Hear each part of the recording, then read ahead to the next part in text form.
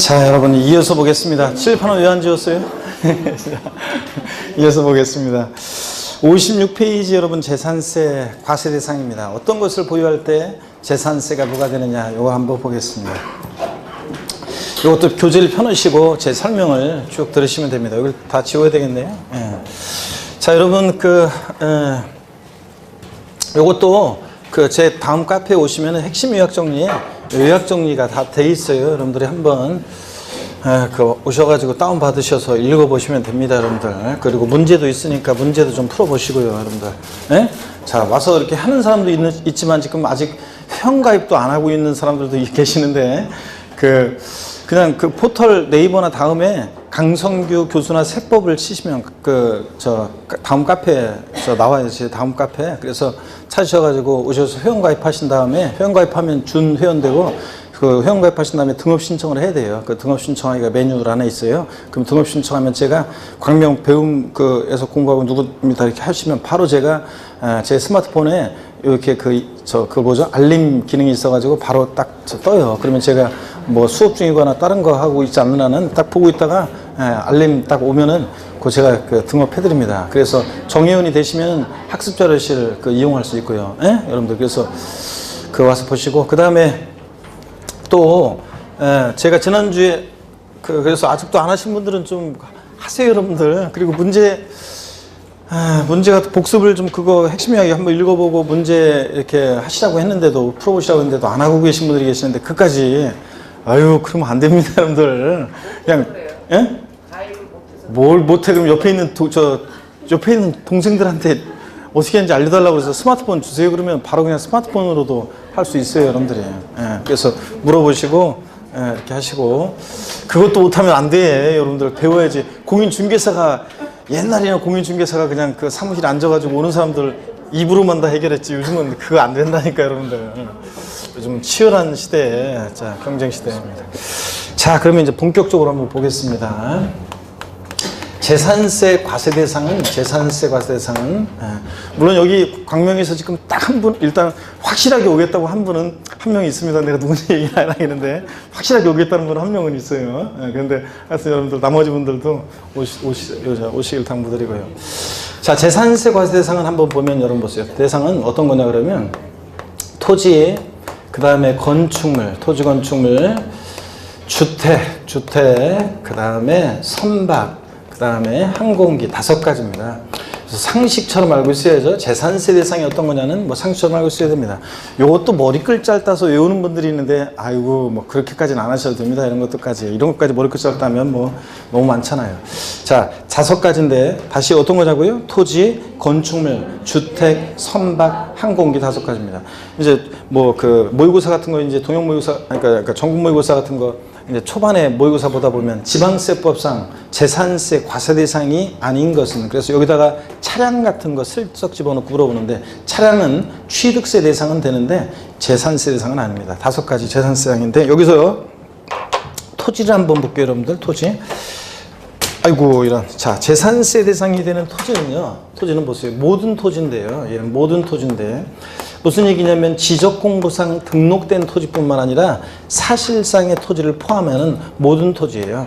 그래서 지적공부상 등록되지 않은 토지도 포함하는데 근데요, 이 토지분 재산세 대상이 되는 토지에서 주택의 부속 토지 있죠? 주택의 부속 토지는 제외합니다. 주택의 부속 토지는 토지분 재산세 대상이 아닙니다. 자, 그러면 주택의 부속 토지는 어디서 과세하느냐? 자, 그러면 여기 보세요. 제가 중요한 거 설명드리려고 하는데 주택과 상가에 대한 재산세 과세 입장을 소개하려고 하는데 요거를 이해하고 있어야지 나중에 이제 깊은 내용들 나중에 공부할 때 이해가 됩니다. 주택 그러면 세대원들이 장기간 독립된 주거 생활을 영위할 수 있도록 구조로 건축된 주거용 건축물과 부속 토지를 우리가 주택이라고 합니다. 자, 그러면 여러분 보세요. 주택에 대해서는 공시가격을 평가할 때 있죠. 공시가격을 평가할 때 개별주택 가격이나 공동주택 가격 같은 주택의 공시가격을 평가할 때 주택은 건물과 토지 가격을요. 주택과 일정 면적까지 부속 토지 가격을 하나로요. 통합해서 평가합니다. 공시가격을 평가할 때. 그래서 여러분들 개별주택 가격이다. 그러면 그 주택의 시가 표준액에는 일정 면적까지 주택의 부속 토지 가격도 포함한 통합한 가격입니다. 그리고 과세할 때 통합해서 과세하는데 주택은 주택과 일정 면적까지 부속 토지를 주택분 재산세 대상으로 이렇게 통합해서 과세합니다. 주택분 재산세 대상으로.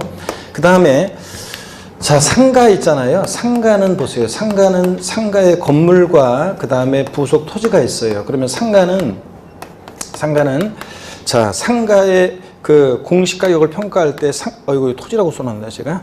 상가의 건물과 일정 면적까지 토지가 있잖아요. 그러면 상가의 건물 부분은 건물 가격만 따로 공시가격을 평가합니다. 개별 평가예요. 자, 그리고 또 상가 토지는 토지 가격 공시가격을 따로 평가합니다. 그래서 과세할 때도 개별 과세하는데 상가의 건축물 부분은 건축물분 재산세 대상으로 과세하고요.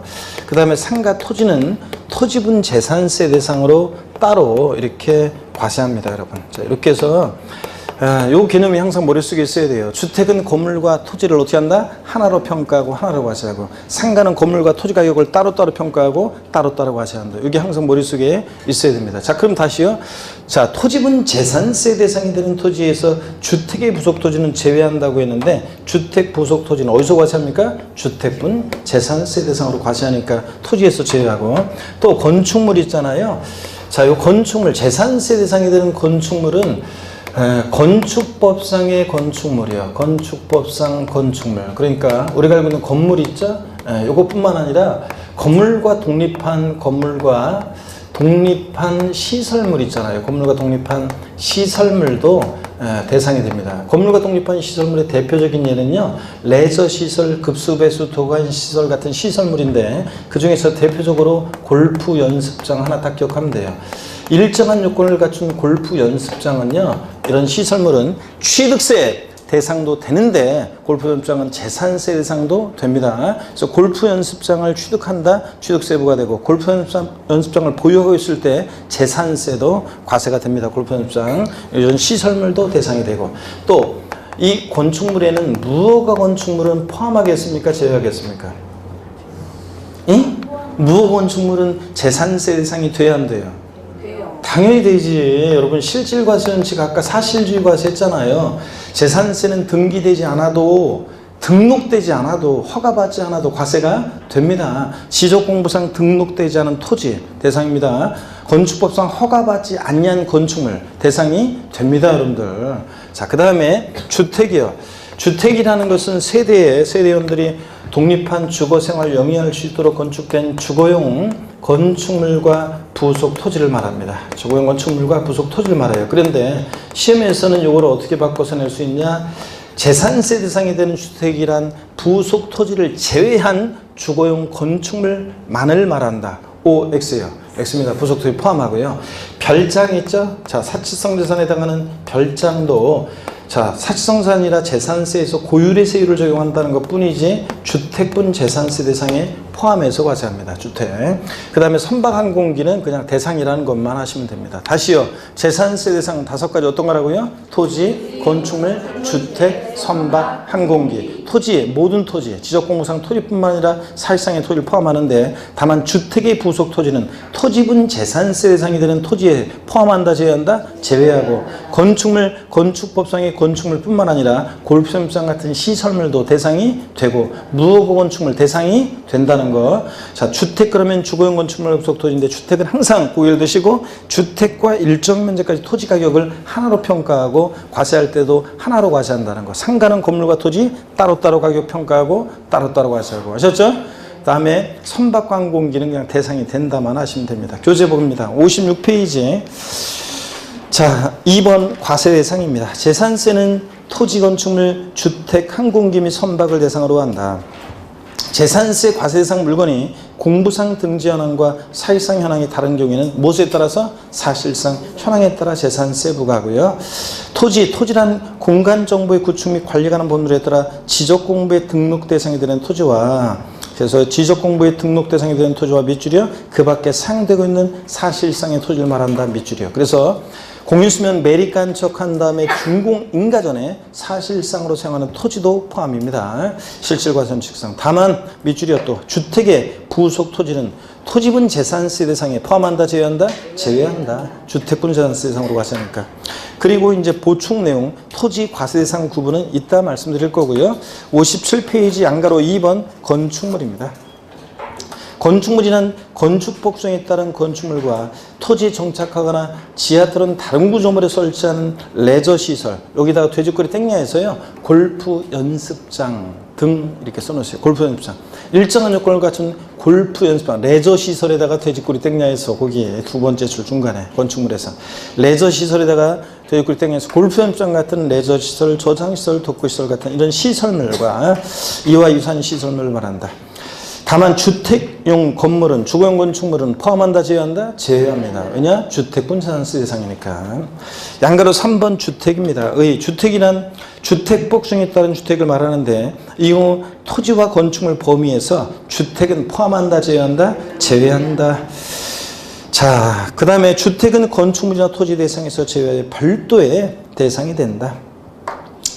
동그라미 니은 번입니다. 주택의 부속 토지 경계가 명백하지 않다 그러면 그 주택 바닥 면적의 몇 줄입니다. 몇 배요? 10배까지를 주택의 부속 토지로 봐서 주택분 재산세 대상으로 과세합니다. 그러면 주택의 부속 토지 경계 불분명하다, 바닥 면적의 10배까지는 주택분 재산세 대상으로 주택과 하나로 통합해서 하나로 과세하는데 10배를 넘는 부분의 토지는 일반 토지분 재산세 대상으로 과세하겠다는 그런 의미입니다. 이게 10배까지는 주택의 부속 토지로요. 자, 보충 내용에 주택이 뭔지 설명이 되어 있고 읽어보시면 되는 거고, 그 다음에 다가구 주택과 관련한 이런 내용들은 꼭 아셔야 되는 내용이지만 다음에 설명드립니다. 여러분 주택법에서 이제 공법에서 다가구 주택, 단독주택인데 우리 세법에서는 재산세에서, 지방세에서 공동주택처럼 취급해서 과세하는데 어떤 의미인지 나중에 배웁니다. 겸용주택도 주거와 주거 이외 용도에 겸용되는 겸용주택, 여기 어떤 건지 어떻게 판정하는지 나중에 말씀드립니다.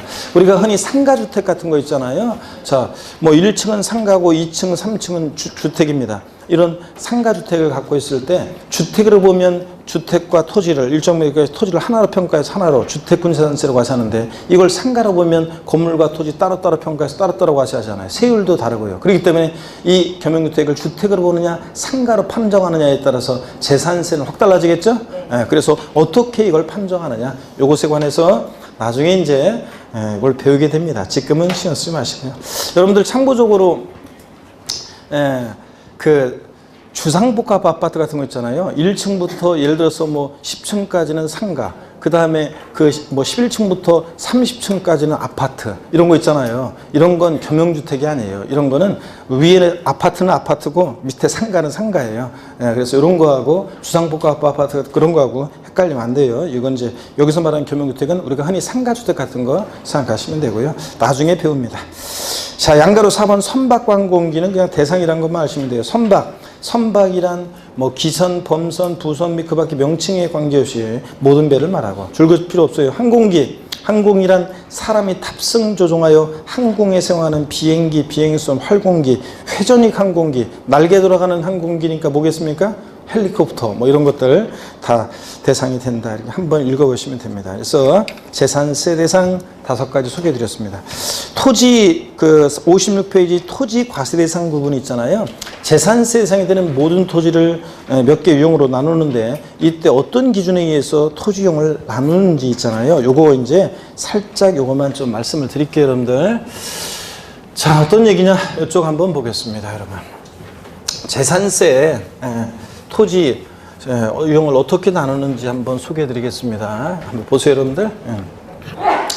재산세 대상이 되는 토지에 대해서 토지분 재산세를 부과할 때 그 바탕에는요, 토지 공개념적인 요소가 그 바탕에 있어요. 토지 공개념적인 요소가 바탕에 있는데, 토지는 워낙 공급이 제한되어 있잖아요. 그러니까 토지에 대해서는 재산세 부과할 때 그 토지 공개념적인 요소가 바탕에 있는데, 우리가 토지를 이용할 때는 국토의 계획 및 이용에 관한 본들에 보면 공공복리 증진에 맞게 이용해라. 이거 칸이 좀 모자랄 것 같아서 이쪽을 좀 더 와서 여기서 좀 치우고 여기서 설명드려야겠네. 그래서 보세요. 자, 토지 공개념적인 요소를 그 바탕에 깔고 있는데요. 토지 공개념적인 요소를. 그럴 때, 국토의 계획 및 이용에 관한 법률에 보면 토지를 이용할 때는 공공복리 증진에 맞게 이용해라. 지 땅이라고 지가 멋대로 이용하면 안 된다. 그 다음에 또 땅덩어리 작고 인구 많은 나라니까 효율성 있게 이용해라. 효율적으로. 또 그 다음에 잘 이용한 다음에 자선 많은데 물려줘야 되니까 자연환경 보존에 유의하면서 이용해라. 이렇게 얘기하고 있습니다.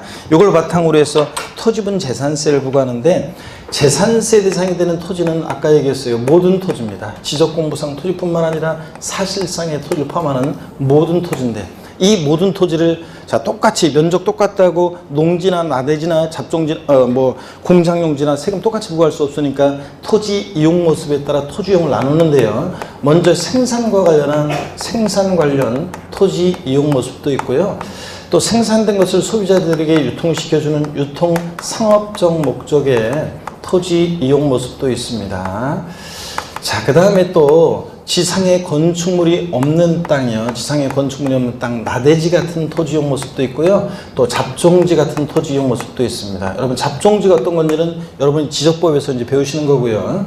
그 다음에 사치성 재산 토지, 사치성 재산 토지다 그러면 어떤 게 있냐면 대표적으로 고급 오락장용 토지나 그 다음에 골프장용 토지 같은 게 있습니다. 자, 이런 토지들은 사치성 재산 토지죠. 그래서 재산세 대상이 되는 모든 토지를 토지용 모습에 따라 이렇게 나눠요. 그럴 때 생산 관련 토지로서 대표적인 토지용 모습은 어떤 게 있냐면 농지, 그 다음에 목장용지, 그 다음에 예외적인 임야가 있습니다. 자, 여러분 보세요. 여기에 제가 이 임야에다가는 꽃 표시를 했는데 왜 그러냐면 여러분이 어디 시골에 임야를 갖고 있다 개인이나 법인이 그러면 그 임야는 나대지 잡종지처럼 취급해요. 여러분이 어디 시골에 임야 갖고 있으면 개인이나 법인이 수여하는 일반적인 임야는 나대지 잡종지처럼 취급하는데 제가 꽃 표시한 임야는 나중에 기본서 나오면 이제 쭉 보게 될 건데 법에 열거되어 있는 일정한 공익 목적의 일정한 임야들이 있어요. 열거되어 있는 그런 임야들은 농지 목장과 함께 낮은 세율을 적용합니다. 미리 말씀드리면 0.07%의 재산세 세율을 적용하고요.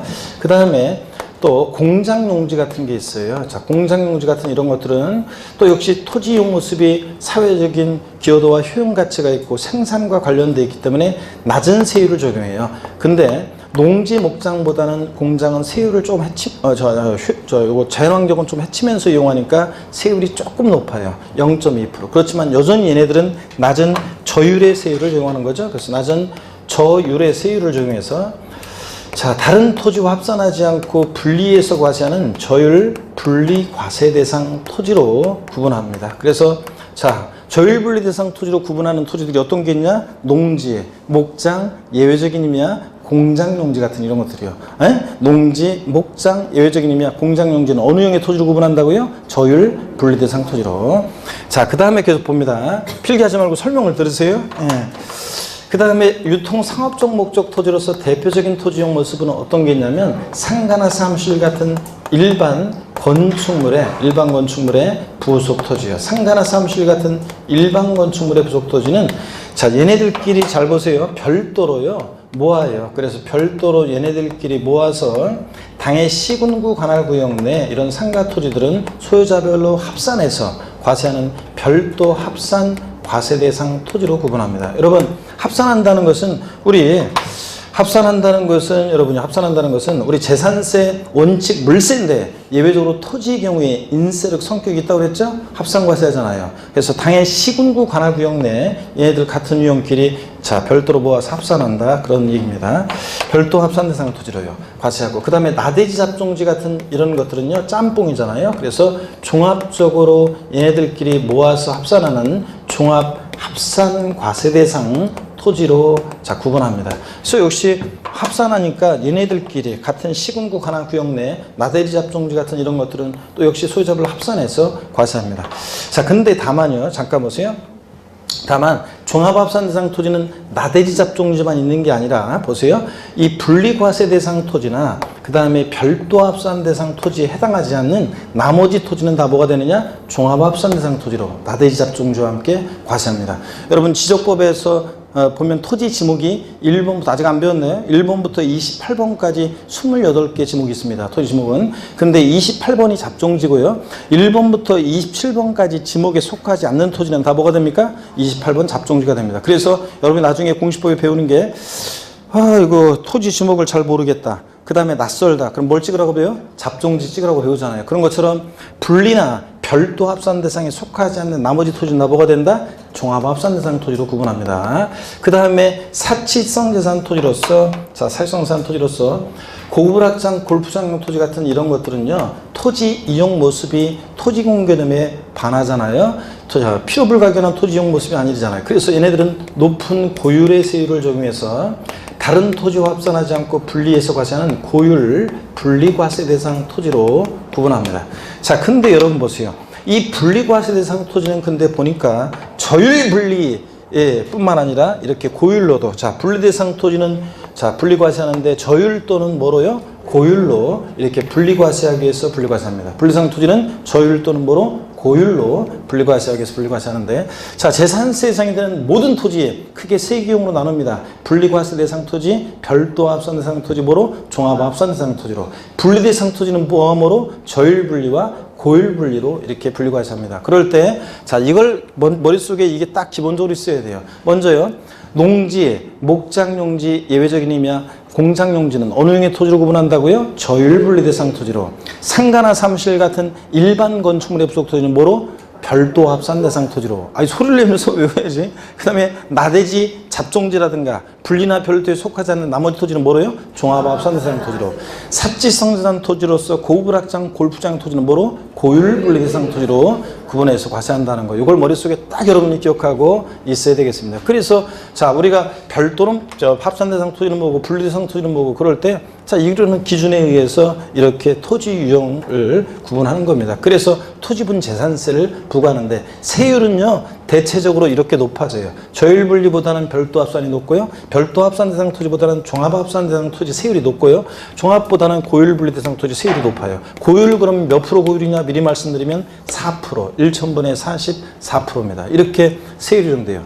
21회 시험 때 이런 응용 문제가 나왔어요. 다음 중 재산세 표준세율이 가장 낮은 것은, 세율이 제일 낮은 거 고르래요. 표준세율. 그때요, 과세표준금액이 얼마인 별도 합산 대상 토지, 과세표준금액이 얼마인 종합 합산 대상 토지, 또 공장, 또 목장 이런 게 나왔어요. 그럼 당연히 여러분 그 문제 봤을 때 저한테 배운 분들은 기초 이름부터 배운 거예요. 세율이 제일 낮은 건 뭐예요? 토지 중에서 제일 낮은 것은 토지 중에서는 저율불상 토지가 제일 낮은데 그 중에서도 어떤 게 제일 낮다? 농지, 목장, 예외적인 의미. 얘네들이 제일 낮은 거예요. 그래서 나중에 이것도 이제 007 빵이 4 비례수를 하면서 외울 건데 어떡하네.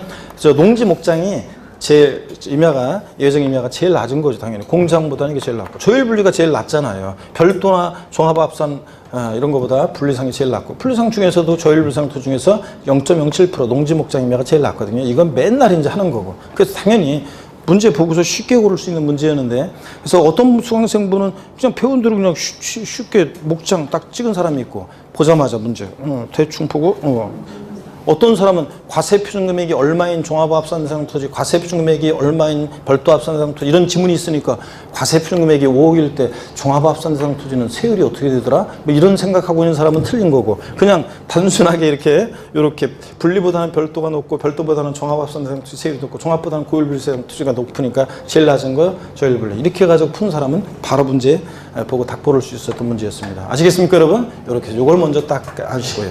근데 여러분, 우리 교재에 나와 있는 내용은 지금 보지 마세요. 그 예외가 섞여져 있기 때문에 법령 내용이라 좀 헷갈리게 돼 있어요. 지금은 여러분 이렇게만 딱 토지용 구분은 알고, 제가 설명드린 대로만 알고 그냥 뒤에 나오는 내용들을 보시면 돼요. 그리고 나중에 기본서가 나오면 이제 이게 전부 얼마나 좋겠어요. 예외가 이제 엄청 많이 있어요. 무슨 얘기냐면 토지용 구분은 이제 책이 이제 양이 많아요. 이제 여러분 보세요. 무슨 얘기냐면 농사 짓는 땅이라고 해서 다 저율분리 대상이 되는 게 아니에요. 예를 들어서 보세요 여러분. 서울특별시 강남구 역삼동 상업지역에 있죠. 땅값 비싼 곳에 한 2,000평의 땅이 있는데 아침에 샐러리맨들 우르르 출근하는데 혼자서 거기서요 농사를 짓고 있습니다. 아침에 삽 들고 이른 아침부터 왔다 갔다 하면서 삽 들고 돌아다니면서 뭐 거기서 뭐 배추도 심고 무도 심고 뭐 상추도 심고 그러면서 비료 있죠? 그런 것도 주고 거름 있잖아요. 거름. 냄새나 거름 같은 것도 막 뿌리고 막 아침부터 긁고 돌아다니고 있습니다. 그 땅값 비싼 데서. 그러면 보세요. 토지는 효율성 있게 이용하라고 그랬어요. 아까. 그죠, 여러분들? 그러면 자, 그런 데서 농사 짓고 있으면 토지를 효율적으로 이용하고 있는 거예요? 아니지, 여러분. 어떤 토지가 주거지역으로 용도가 지정이 되어 있다는 것은 그 토지는 주거적 용도로 이용할 때 토지 효율성이 극대화되고, 어느 지역이 토지가 용도가 상업지역으로 용도가 지정이 되어 있으면 상업적 용도로 이용할 때 토지 효율성이 극대화된다는 거지. 그런 땅값 비싼 데서 농사 짓고 있으면 배추나 심고 있고 무나 심고 있으면 토지를 효율적으로 이용하는 게 아니니까 그런 데 있는 농지는 농지로서 인정하지 않아요. 그러면 원래 농지는 저율분리 대상 토지인데 농지로서 인정받지 못하는 그런 데 있는 농지는 어느 형의 토지로 과시하느냐? 종합합산 대상 토지로. 분리나 별도에 속하지 않으면 다 뭐가 된다고 그랬어요? 종합합산 대상 토지로. 그래서 나중에 이제 토지정보 문제 풀 때 농지 같은 것은 위치를 보고 있어야 할 곳에 있네? 그러면 저율분리. 농지가 이런 데 있으면 안 되는데? 그러면 종합합산. 이런 식으로 해서 토지정 구분하는 것을 이제 공부합니다, 나중에. 그래서 그 예외들을 쭉 공부하게 될 거고. 오늘은 이게 가장 기본이니까 요것만 머릿속에 딱 기억하고 갑니다. 자, 됐고, 여러분들. 58페이지 제2절 납세의무자입니다. 기출문제 표시를 보니까, 아이고, 이게 뭐야, 이거. 계속 나왔네. 그죠, 여러분들? 납세의무자 기출문제 표시를 보세요. 계속 기출이 됐잖아요. 그래서 계속 기출이 됐기 때문에 29의 시험도 역시 또 중요하고요. 재산세는 누가 납부할 문제가 되느냐? 자, 요거요. 가장 기본적인 모습만 오늘 살짝 설명을 드리고 예외적인 것들은 나중에 이제 차차 배우도록 하겠습니다. 자, 그러면 일단 여기를 지울게요, 여러분들. 요것도 요 내용 그대로, 요 내용, 그 다음에 제가 필기한 내용 그대로 제가 아직 등록면허세까지만 올려놨구나. 그럼 제가 오늘이나 내일 그 재산세도 토지정 구분, 재산세도 핵심 요약을 제 카페, 다음 카페에 올려놓으면 그러면 거기 와서 보시면은 그대로 요거 필기가 돼 있습니다. 그러니까 제가 이렇게 필기한 대로 그대로 쫙 나와 있어요. 이런 형태로 딱 되어 있어요. 그러니까 그거 다운받아서 다시 복습하시면 되고 이거 지우겠습니다. 재산세 납세의무자는 누가 되느냐를 한번 보도록 합니다. 그래서 거기 한번 읽어보고 납세의무자 누가 되느냐. 자, 한번 보겠습니다. 보시니까 58페이지 원칙적인 납세의무자를 봅니다. 양가로 1번 일반적인 경우 재산세 납세의무자는 사실상 소유자인데요. 재산세 과세 기준일 현재 밑줄입니다.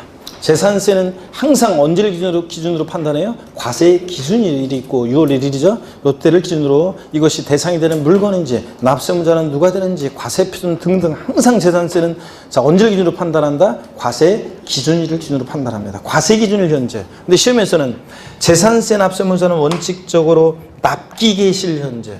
재산세 납기가 7월 16일부터 7월 31일까지다. 그러면 납기 개시일 현재 이거 아니고 항상 언제요? 과세 기준일 6월 1일 현재입니다. 그 다음에 밑줄입니다. 재산을 사실상 소유하고 있는 자는 재산세 납부할 의무가 있다. 밑줄 짝이요. 그래서 재산세 납세의무자는 원칙적으로 실질과세 원칙상 등록과 무관하게 사실상 재산을 소유하고 있는 자가 납세의무자입니다. 시험에서는 어떻게 바꿀 수 있냐? 재산세 납세의무자는 원칙적으로 과세 기준일 현재 재산세 과세 대장상의 소유자이다. OX예요. X입니다. 과세 대장상의 소유자라는 것은 토지대장, 건축물대장 같은 공부상 소유자라는 얘기잖아요. 아니고 뭐라고요? 그 공부상의 소유자로 등재 안 돼 있어도 사실상 재산을 소유하는 자가 납세의무자입니다. 자, 공부상 소유자 아니라는 원칙은. 그 다음에 양가로 2번 봅니다. 공유재산인 경우 자, 이것도 밑줄입니다. 공유재산의 경우, 공유다 그러면 공동 소유의 줄임말이고 민법에서 배워요. 공유자들은 지분이 있다는 거. 그래서 공유재산인 경우에는 그 지분에 해당하는 부분 계속 밑줄입니다. 가로도 계속. 지분에 표시가 없는 경우에는 지분이 균등한 것으로 봐서 그 지분권자를 납세의무자로 본다. 밑줄 짝이요. 여러분 공유재산은 누가 납세의무자냐? 지분권자입니다. 예를 들어서 여러분요. 절 봅니다.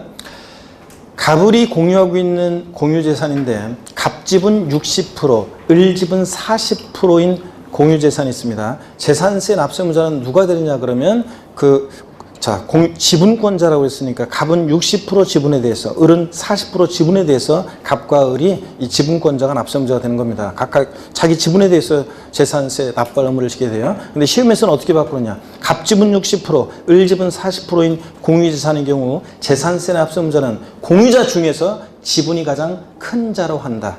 OX, X입니다. 지분권자 각자입니다. 지분에 표시가 없는 경우, 갑을이 공유하고 있는 공유재산인데 지분에 표시가 없다. 그러면 자, 지분이 균등한 것으로 봐서 지분권자라고 그랬으니까 갑은 50% 지분, 을은 50% 지분, 균등한 것으로 봐서 각각 그 50%씩 납세의무자가 된다는 얘기입니다. 예? 근데 시험에서는 어떻게 바꾸느냐? 공유재산의 경우에 지분에 표시가 없는 경우에는 지방자치단체 장이 지정하는 사람으로 한다. OX예요. X입니다. 지분권자 각자입니다. 지분이 균등한 것으로 봐서. 하여튼 공유재산 내 분명히 얘기했어요. 누구라고요? 지분권자.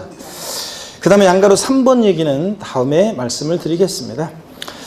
59페이지 의제 납세의무자 위 2로 되어 있네. 위 1에 언급한 거기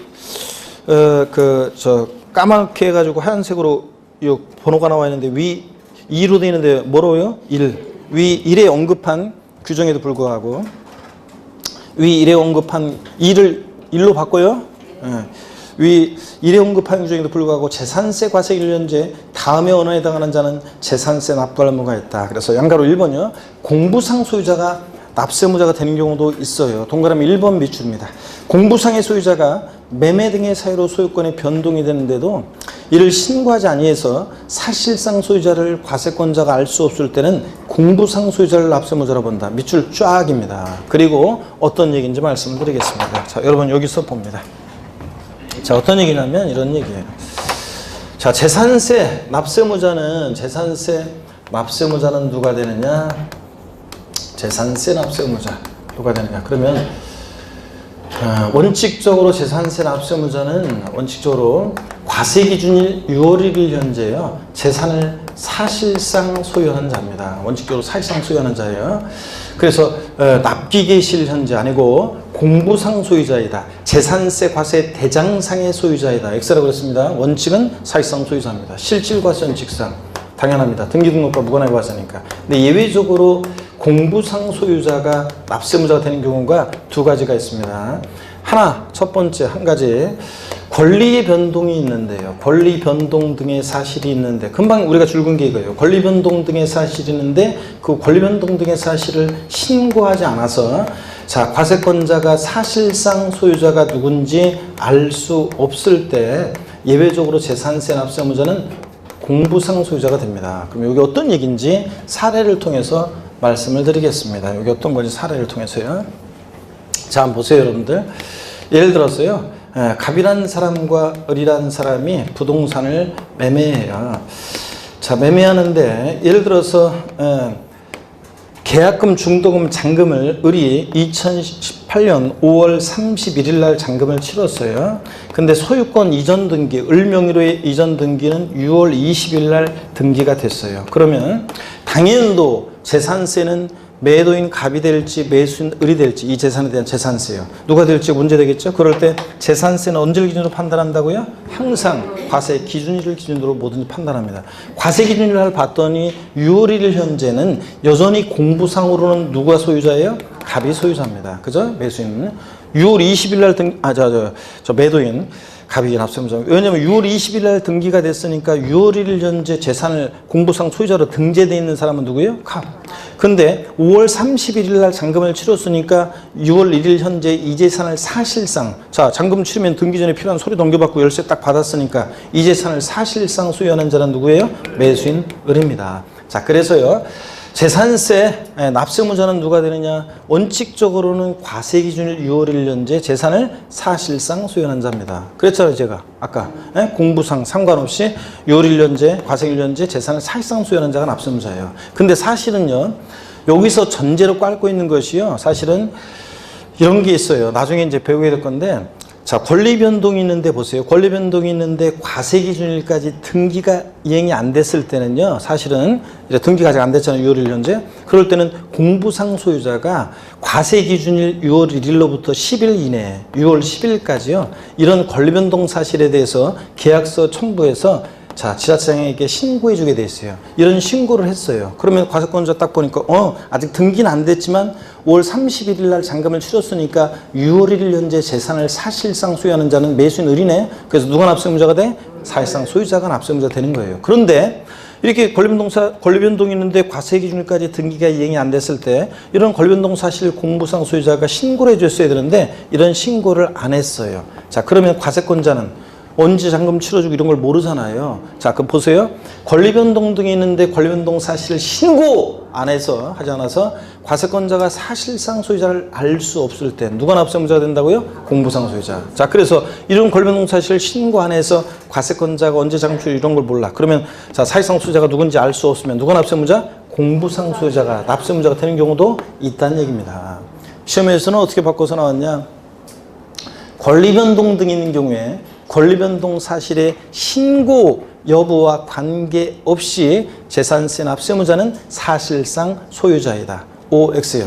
X입니다. 권리변동 사실의 신고 여부와 관계없는 게 아니에요. 권리변동 사실을 신고해서 사실상 소유자가 누군지 알 수 있으면 누구고? 사실상 소유자고 매수인. 자, 권리변동 사실을 신고 안 해서 사실상 소유자를 알 수 없으면 누구고? 공부상 소유자가 되는 거고요. 이해되십니까, 여러분? 자, 그래서 재산세는 원칙적으로는 하여튼 사는 사람, 매수인 입장에서는 잔금을 언제 치르는 게 좋다고 말씀을 제가 첫날 말씀을 얼핏 드린 것 같은데, 자, 사는 사람 입장에서는 6월 1일 날? 안 돼요. 나중에 사는 사람 입장에서는 재산세를 부담하지 않으려면 6월 1일 지나서 해야 돼요. 6월 1일 날 나중에 배우는데 6월 1일 날 잔금 치렀다? 그럼 누가 재산세 내야 되냐면 매수인이 내야 돼요. 그러니까 매수인은 6월 1일 지나서 6월 2일 날 잔금 이후에 잔금을 치러야 돼요. 정확히 얘기하면. 그래서 6월 1일 이전에 잔금을 치르면 매수인이 재산세를 부담하잖아요. 원칙은 사실상 소유자인데 이런 경우에 예외적으로 공부상 소유자가 되는 경우가 있고요. 또 종중재산과 관련해서 공부상 소유자가 납세의무자가 되는 경우가 있습니다. 자, 그래서 종중 소유임을 이제 신고 안 했을 때 이제 되는 경우가 있는데 한번 보겠습니다. 교재. 그래서 그 공부상 소유자가 되는 경우 양가로 1번에서 동그라미 2번입니다. 공부상에 개인 등의 명의로 등재되어 있는 사실상의 종중재산으로서 종중소임을 신고하지 아니했을 때는 공부상 소유자를 납세의무자로 본다는 거, 이것도 밑줄이요. 자, 여러분, 실제는 종중재산인데 공부상 개인 명의로 등재되어 있어요. 종중소임을 신고를 안 해요. 그럼 과세권자 입장에서 이게 실제 종중재산인지 어떻게 알아요? 공부상 개인 명의로 등재되어 있고. 그러니까 누가 납세의무자? 공부상 소유자. 근데 법령에 반대속으로 종중소임을 신고했다. 자, 그러면 종중재산인지 과세권자 알게 됐으니까 재산세는 실질에 의해서 부과하니까 공부상으로는 개인 명의로 되어 있는데 실제는 종중재산이라고 신고해요. 그럼 종중이 납세의무자가 됩니다. 실질에 의해서. 종중소임을 신고 안 했을 때는 개인 명의로 등재되어 있는 종중재산, 종중소임을 신고 안 하면 누구고? 공부상 소유자. 종중소임을 신고하면 누구고? 종중이고. 그런 얘기입니다, 여러분. 집중력 떨어지는 분들이 계시는데, 큰일 났네. 제가 월요일 날인가? 월요일 날은 어떤 수강생분이 합격 후기를 이렇게 썼는데,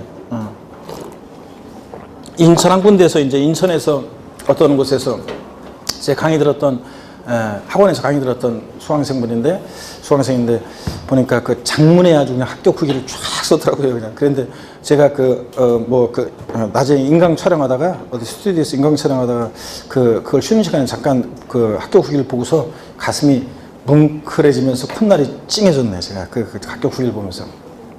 그 친구가 보니까 이제 대충 누군지는 대충 알 것 같아요. 근데 이제 그 직장이 올해 좀 이렇게 직장을 실직하게 돼가지고 이렇게 이제 공부를 시간이 남으니까 이제 공부를 이제 했었는데 그러면서 이제 본인은 굉장히 왠지 위축되고 작아지고 그렇잖아요. 그러면서 이제 하면서 공부하고 그렇게 하면서 이제 합격했고 그러면서 쭉 저에 대한 어떤 느낌이나 여러 가지 자기 본인에 대한 소회를 쭉 이렇게 써놨는데 보다가 그냥 콧날이 찡해졌네. 하면서 촬영돼가지고 촬영했었는데, 하여튼, 여러분요. 하여튼 뭐, 제가 그 친구가 또 얘기한 것 중에 하나가, 제가 가끔씩 시 한 편을 읊어드리잖아요. 시 한 편씩 읊어드리는데, 시를 하나씩 읊어드리는데, 한 달에 뭐 하나 정도씩 이렇게 하나도 안 했어요? 그런데 시를 하나씩 읊어드리는데 잠깐씩 쉬어가시라고. 그 시를 읽어줄 때마다 자기는 이제 막 그런 속에서 이제 공부하고 막 이렇게 막 하면서 막 그 여러 힘든 여건 속에서 공부하면서 그러면서 시를 들을 때는 딴 곳에 오는 것처럼 이렇게 잠깐 쉬어가고 그러면서 그런 얘기까지 쭉 썼더라고요. 여러분 그래서 그랬단 말이죠? 이따가 내가 다음 시간에 하나 읊어드리도록 하겠습니다. 그 양가로 2번만 좀 보고 좀 쉬려고 하는데, 양가로 2번 좀 보세요. 주된 상속자가 되는 거예요. 여기 재산세 납세 의무자 28회 시험 출제됐는데, 여기 이제 정답집으로 나온 거였는데, 그냥 사실 뭐 나중에 다 배울 건데, 한 가지만, 요거만 살짝 한번 이런 것들만 살짝 말씀드릴게요. 주된 상속자가 되는 거 한번 볼게요. 상속이 개시된 재산으로서요, 상속등기가 이행되지 아니하고, 여러분 상속등기는 공시법 시간에 배워요. 상속인 전원에 대해서 전원명의로 해야 돼요. 왜 그러냐고요? 그렇지 않아 보세요. 상속등기는 상속인 전원에 대해서 전원명의로 하도록 하지 않으면 부모님 돌아가시고 나서 형제들이 쫙 있어요. 마음에 안 드는 형제 한 명 빼놓고 자기들끼리 그냥 상속등기 해가지고 슥싹싹 다 재산 팔아버릴 수 있잖아요. 그렇기 때문에 상속등기는 상속인 전원에 대해서 전원명의로 하도록 하고 있습니다. 그런데 상속등기가 안 됐다는 것은 과세권자 입장에서는 누가 상속받을지 포기할지 모른다는 얘기예요. 그리고 사실상 그 재산을 누가 지금 소유하고 있는지라도 신고를 해줬으면 그 신고된 사실상 재산을 소유하는 자가 실질에 의해서 납세의무자가 되는데, 그 재산을 사실상 소유하는 자도 신고를 안 해줬어요. 그럼 상속등기도 안 됐고 그 재산을 누가 사실상 소유하는지도 신고가 안 됐어요. 그러면 과세권자 입장에서는 사망신고에 의해서 이 재산의 소유자가 사망했다는 사실을 알게 돼요. 그럼 돌아가신 분한테 재산세 고의소송 보낼 수는 없고, 그러면 누가 이 재산에 대한 납세의무자가 될 것이냐. 상속인은 아직 누가 상속받을지 포기할지 모르니까 상속인도 정해지지 않았고, 그러니까 어떻게 하느냐, 그냥 돌아가신 분의 상속 순위를 보고서 그냥 형식적으로 결정합니다. 그래서 주된 상속자를 납세의무자로 하는데, 거기 보충에 나와 있죠. 주된 상속자가 누구냐 그러면 민법상 상속 지분이 가장 높은 자입니다. 여러분 상속 지분은요, 참고적으로 알아두세요. 상속 지분은 자녀들은 상속 지분이 다 똑같습니다. 1이에요. 아들이든 딸이든 장남이든 차남이든 결혼했든 안 했든 다 자녀들은 상속 지분이 1로 똑같아요. 근데 돌아가신 분의 배우자는 여기다가 5화를 가산해서 1.5예요. 그러면 자, 돌아가신 분의 상속 순위에 배우자도 있고 자녀들도 쭉 있어요. 자, 그러면 누가 주된 상속자가 돼요? 배우자가 주된 상속자가 되는 거고, 재산세 납부할 의무를 집니다. 근데 만약에 2번 보세요. 상속 지분이 가장 높은 자가 2명 이상이면 그중 나이가 가장 많은 사람으로 한다. 그렇게 되는데, 연장자. 그러면 배우자가 2명 이상일 일은 없고, 그렇죠? 그렇잖아요. 배우자가 2명 이상이면 좋을라나? 제가 어떤 곳에서 배우자가 2명 이상이면 좋겠죠? 그랬더니 어떤 주부수강생한테 얘기했더니 인상을 빡 쓰면서 1명도 지금 싫어 죽겠는데 2명 뭐 이러면서 얘기하는데, 자 여러분, 자 배우자가 2명 이상 일은 없고, 자녀들이 만약에 배우자 없고 자녀들 상속 지분이 가장 높은 자들, 그러니까 자녀들은 상속 지분이 다 똑같잖아. 여러 명 있어요. 그러면 누구를 납세의무자로 하냐? 그 중에서 어떻게 한다? 연장자, 나이가 제일 많은 사람을 주된 상속자로 합니다. 그래서 상속이 개시된 재산으로서 상속등기 이행되지 않냐고 사실상 소유자 신고를 하지 않는 경우에는 누구를 납세의무자로 한다? 주된 상속자. 또는 시험에서 민법상 상속 지분이 가장 높은 자, 또는 2인 이상일 때는 누구? 연장자를 납세의무자로 합니다. 근데 요번 28회 시험에서는 어떻게 바꾸느냐? 상속 개시된 재산으로서 상속등기 이행되지 아니하고 사실상 소유자 신고를 하지 아니한 경우에는 공동 상속인 각자가 재산세 납세 의무자가 된다. 보세요. 공동 상속인, 자 상속 등기 안 됐기 때문에 누가 상속받아서 포기할지 몰라요. 그러니까 공동 상속인 각자 아닙니다. 누구라고요? 주된 상속자. 민법상 상속 지분이 가장 높은 자입니다. 그래서 거기 공동 상속인 아닙니다. 제가 그거 시험에 제가 내는 문제라든가 뭐 여러 가지 그런 거에 맨날 했던 거예요. 자 공동 상속인 상속인 아니라는 거 맨날 했었는데, 취득세에서 이런 거 배웠어요. 이거 했나요 우리가? 상속으로 취득한 재산에 대해서 취득세 납세 의무자는 누가 되느냐? 대한이, 민국이, 만세 얘기 드렸나요? 네. 자, 상속으로 취득한 재산에 대해서 취득세 납세 의무자는 그 상속인 각자가 공동상속인. 상속인 각자가 취득세 납세의무자가 돼요. 주된 상속자 X고요. 근데 재산세에서는 상속 개시된 재산으로서 상속 등기 이행되지 않고 사익상속자 신고도 안 됐다. 누가 납세의무자? 주된 상속자. 공동상속인 아닙니다, 여러분들. 누가 상속받을지 포기할지 모르기 때문에 이런 얘기입니다. 양가로 3번을 좀 한번 보세요.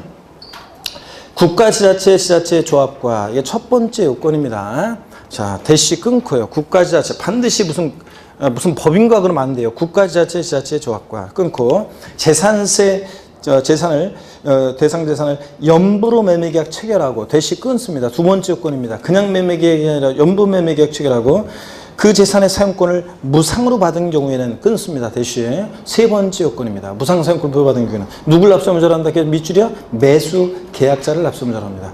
연부금 다 치르기 전까지는 공부상으로는 국가 등의 소유권인데 공부상으로는 실질적으로는 권리 변동이 매수 계약자한테 됐다고 봐서 매수 계약자 무상 사용하니까 그래서 누굴 납세의무자로 한다? 매수 계약자예요. 시험에서는 국가와 연부 매매 계약 체결하고 무상 사용권을 부여받은 재산의 경우 재산세 납세의무자는 국가 등의 소유이므로 비과세한다. X입니다. 아니고 누구다? 매수계약자입니다. 이런 정도만 한번 오늘 보고 갑니다. 넘어갑니다. 다시요. 그래서 60페이지 제3절 과세표준과 세율. 자, 보기 전에 재산세 납세의무자는 절 보세요. 원칙적으로 과세기준일 6월 1일 현재 재산을 뭐요? 사실상 소유하는 자입니다. 공부상 소유자 아니고. 예외적으로 그런데 공부상 소유자가 되는 경우도 있는데 권리 변동 등이 있는데 그 사실을 신고 안 해서 사실상 소유자를 알 수 없을 때 누가 납세의무자? 공부상 소유자. 사실상 종중재산인데 공부상 개인 명의로 등재되어 있을 때 종중소임을 신고 안 했을 때는 누가 납세의무자? 공부상 소유자. 이렇게 공부상 소유자가 예외적으로 되는 경우도 있다더라. 자, 이런 것들 아시고. 공유재산은 누가 납세의무자? 공유재산? 지분권자. 공유재산, 공유자들 지분이 있고 누구? 지분권자가 납세의무자다. 그랬잖아요. 일단 쉬겠습니다. 자, 쉬었다가 60페이지부터 보겠습니다.